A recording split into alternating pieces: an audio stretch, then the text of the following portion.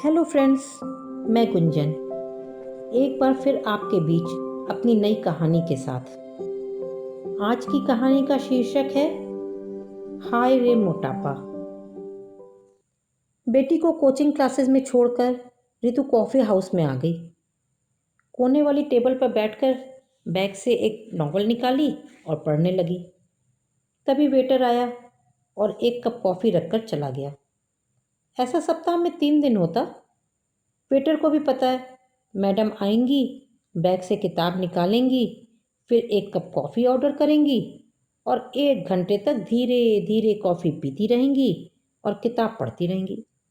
बीच बीच में एक आध बार घड़ी देख लेंगी। 1 घंटा होने से 5 मिनट पहले ही उठ जाएंगी, पेमेंट करेंगी और निकल जाएंगी।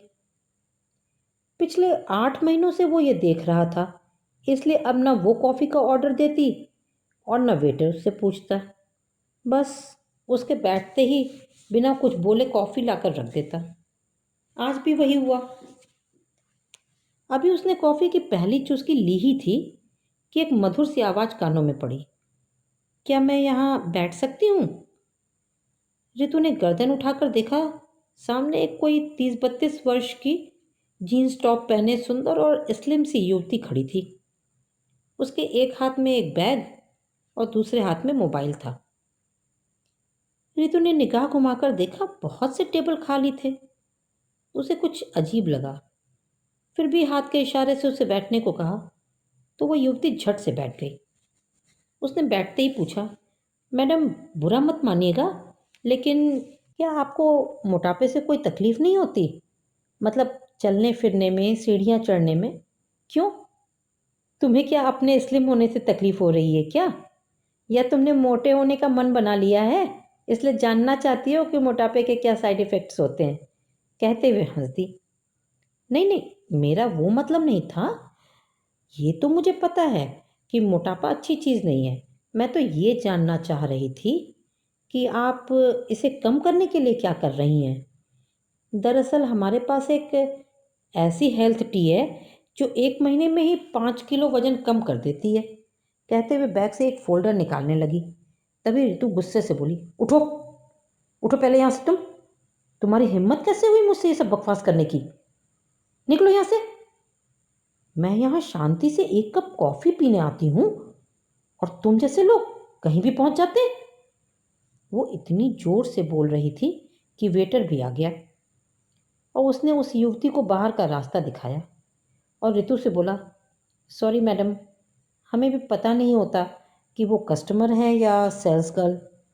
आप आराम से बैठिए, मैं दूसरी कॉफ़ी ला देता हूँ। रितु ने मना कर दिया और कुछ देर कुर्सी पर पीठ टिकाए आंखें बंद किए बैठी रही। सोचने लगी, आज उसे गुस्सा क्यों आ गया? उसे तो सभी मोटी कहते हैं, लेकिन उसे कभी बुरा नहीं लगता। वो कहती, हाँ मोटी हूं तो लोग मोटी ही तो कहेंगे, पतली तो कहेंगे नहीं। अरे जो जैसा है उसे वैसा ही तो कहेंगे, इसमें बुरा लगने की क्या बात है? और वो हंस देती। ऋतु कुछ ज़्यादा ही मोटी थी, या यूं समझिए कि वो दो साधारण महिलाओं के बराबर एक थी। वो हमेशा से ऐसी नहीं थी, बस शादी के बाद उसका वजन बढ़ता ही गया। पहले बेटे के जन्म के समय 9 महीने बेड रेस्ट, ऑपरेशन से डिलीवरी, फिर हॉर्निया के 2 ऑपरेशन, फिर गॉल ब्लैडर का ऑपरेशन। बीते 10 साल जिंदगी से जंग लड़ते ही बीती और अब बाकी था थायराइड, तो वो भी हो गया। शरीर ईस्ट इंडिया कंपनी की तरह अपना विस्तार करता गया। एक्सरसाइज वो कर नहीं सकती, डॉक्टर ने मना किया है, और मीठा देखकर रुका नहीं जाता। पूरी सोसाइटी के बच्चे उसे मोटी आंटी बुलाते हैं, लेकिन उसे बुरा नहीं लगता। जब वो पैदा हुई तो गोल मटोल सी थी, तो पहला नाम गोलू ही पड़ गया। बड़े होने पर बहुत पतली हो गई तो सबने इस नाम से पुकारना ही छोड़ दिया। अब किसे पता था कि बचपन में रखा नाम इस उम्र में चरितार्थ हो जाएगा। पेरेंट्स मीटिंग में बच्चों के स्कूल जाती तो सीढ़ियाँ चढ़ने में उसकी सांस इतनी फूल जाती मानो मैराथन दौड़ के आई हूँ। क्लास टीचर पहले उसे पानी देती, फिर कोई बात करती। इस बार जब स्कूल गई तो टीचर बोली, मिसेस चौधरी आप बेकार ही इतना परेशान होती हैं। आप आने की तकलीफ मत किया कीजिए। आपकी बेटी तो वैसे भी पढ़ने में बहुत अच्छी है। कोई दिक्कत हो तो मेरा नंबर ले लीजिए, फ़ोन से बात कर लीजिएगा। रितु टीचर को थैंक यू बोलकर निकली तो बहुत खुश थी। चलो, मोटापे का कुछ तो फ़ायदा हुआ। पेरेंट्स मीटिंग में आने से जान बची। मोटापे से कहीं फ़ायदा तो कहीं नुकसान। वैसे नुकसान ज़्यादा थे। डॉक्टर ने ज़्यादा एक्सरसाइज करने के लिए मना किया था। अब टहलने तो जा ही सकती है, लेकिन कौन सुबह सुबह नींद खराब करे। वैसे भी बेटी को बस स्टॉप तक छोड़ने जाती है, अब इससे ज़्यादा टहलना उससे नहीं होता। मोटापे की वजह से चलना कितना मुश्किल होता है, ये आपको क्या समझ आएगा। ये तो वही समझ सकता है जिसने इतनी मेहनत से चर्बी रूपी दौलत इकट्ठा की हो। नहीं नहीं, ये गलत बात है। मोटे होने में कौन सी मेहनत लगती है। यही तो एक ऐसी दौलत है जो आराम करने से बढ़ती है। यकीन न हो तो आप भी आजमा कर देख लीजिए। बस दिन भर आराम से पड़े रहिए और खाते रहिए, फिर देखिए कैसा दिन दूना रात चौगुना सेहत में इजाफा होता है। खैर छोड़िए, सबकी ऐसी किस्मत कहाँ। वो तो ऋतु के पति हैं जो उसके मोटापे को बढ़ाने में इतना सहयोग करते हैं। हर काम के लिए नौकर चाकर लगा रखे हैं, सब सुख सुविधा दे रखी है। ऊपर से खाने का शौक उसमें और इजाफा कर देता है। गर्मी की छुट्टियां शुरू हुई तो ऋतु और उसकी दोनों बहनों ने ऋषिकेश घूमने का मन बना लिया। ऋतु को मनसा देवी दर्शन करने का बहुत मन था। एक टैक्सी की और तीनों अपने अपने बच्चों को माँ के पास छोड़कर 2 दिन के लिए निकल गईं। वैसे भी दिल्ली से ऋषिकेश था ही कितनी दूर।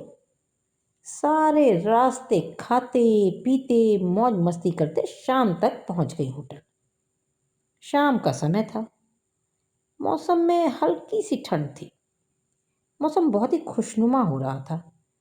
ऋतु की दोनों बहनें उमा और नीतू ने घूमने का मन बनाया तो ऋतु बोली, मैं तो बैठे बैठे थक गई हूँ। अब कुछ खा पी कर जरा कमर सीधी करूँगी।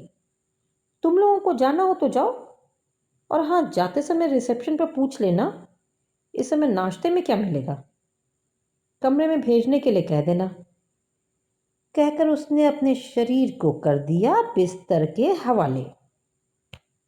कुछ देर बाद वेटर बर्गर और कॉफ़ी लेकर आया तो उसने पलंग के बगल वाले टेबल पर ही उसे रखवा लिया। फिर किसी तरह करवट लेकर एक हाथ को सिर के नीचे लगाए तकिए के सहारे उसने अथलेटी सी होकर नाश्ता किया और फिर लेट गई। करीब 1 सवा घंटे बाद उमा और नीतू भी आ गई। खाना खाकर तीनों जल्दी सो गईं। सुबह जल्दी ही ऋषिकेश के लिए निकलना था और फिर वहाँ से मनसा देवी के दर्शन के लिए जाना था। दूसरे दिन सवेरे उमा और नीतू जब तैयार हो गईं तो किसी तरह ऋतु का बिस्तर छूटा। किसी तरह तैयार होकर नाश्ता करके रास्ते के लिए खाना लेकर ऋतु दोनों बहनों के साथ निकल गई यात्रा पर। सुबह सुबह ऊंचे पर्वतों पर पड़ती सूरज की स्वर्णिम किरणों का प्रतिबिंब जब चट्टानों पर बहती पानी की धारा पर पड़ता तो पूरी नदी ही स्वर्णिम हो जाती।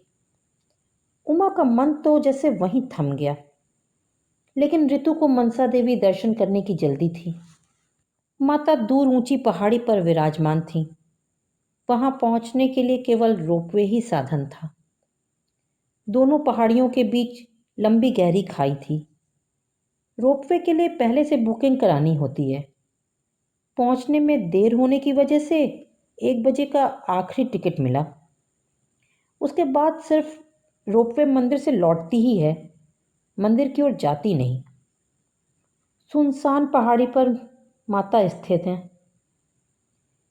चारों तरफ जंगल, इसलिए 4 बजे ही मंदिर बंद हो जाता।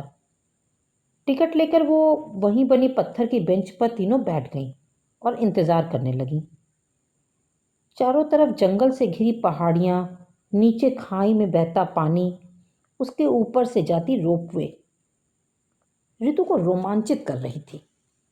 एक के बाद एक ट्रॉली जा रही थी। एक ट्रॉली में 4 लोगों के बैठने की व्यवस्था थी। अपना नंबर आने पर तीनों आगे बढ़ीं। उनके साथ एक सज्जन और थे जिन्हें उसी ट्रॉली में जाना था।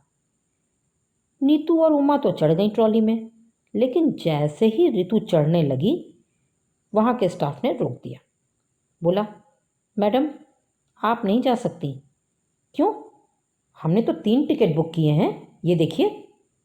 आप ओवरवेट हैं, आपको 2 टिकट लेना चाहिए था अपने लिए। तो ये आपको भी तो पहले बताना चाहिए था। मैडम, आपने अगर नहीं पढ़ा तो इसमें मेरी क्या गलती?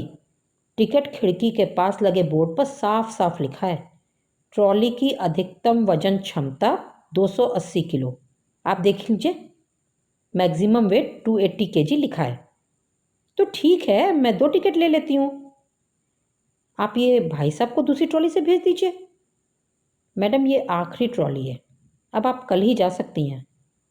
भाई साहब, क्या आप कल जा सकते हैं?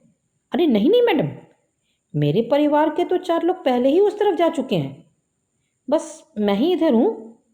मेरा जाना तो जरूरी है। रीतू को कुछ समझ नहीं आ रहा था कि क्या करे। मैडम, आप दोनों को भी जाना है या नहीं? जल्दी कीजिए, ट्रॉली आगे बढ़ाना है। रितु ने बेमन से दोनों बहनों को जाने के लिए कहा। बोली, तुम लोग जाओ, मैं तुम्हारे वापस आने तक यहीं इंतज़ार करूंगी।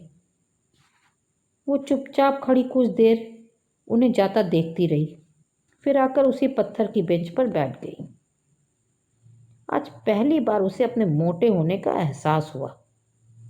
उसने पर्स से मोबाइल निकाला और वहां खड़े एक यात्री से अपनी पूरी फोटो खींचने को कहा। फिर थोड़ी देर तक बहुत ध्यान से खुद का निरीक्षण किया। क्या सचमुच वो ओवरवेट है? ओवरवेट शब्द उसे बार बार आहत कर रहा था। सभी तो उसे मोटी कहते हैं।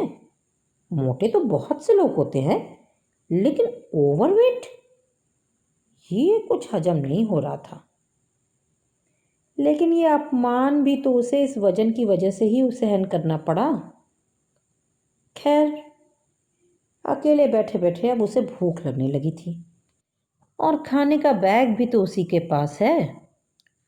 उसने बैग में से खाने का डिब्बा निकालकर खोला तो उसकी खुशबू नाक में जाते ही आधी तकलीफ तो दूर हो गई। उसने उससे ही अपने अकेलेपन का साथी बनाकर जैसे ही पहला निवाला हाथ में उठाया कि उधर से आती ट्रॉली ने मुंह चिढ़ाते हुए उसे ओवरवेट होने का याद दिला दिया। उसने झट से डिब्बा बंद करके बैग में रख दिया और मंदिर की पहाड़ी की ओर मुंह करके हाथ जोड़कर खड़ी हो गई और बोली, माता, आज आपने मुझे मेरे ओवरवेट होने की वजह से दर्शन नहीं दिया ना। अब मैं अगले साल तब भी आऊंगी आपके दर्शन करने जब मैं एक टिकट लेकर ट्रॉली में बैठ पाऊंगी। कहते हुए उसने वहीं जमीन पर माथा टेका। आपको हमारी ये कहानी कैसी लगी बताइएगा ज़रूर, और अगर पसंद आई हो तो लाइक और शेयर भी कीजिएगा। हमारी कहानी को सुनते रहने के लिए सब्सक्राइब ज़रूर कीजिएगा। Thank you.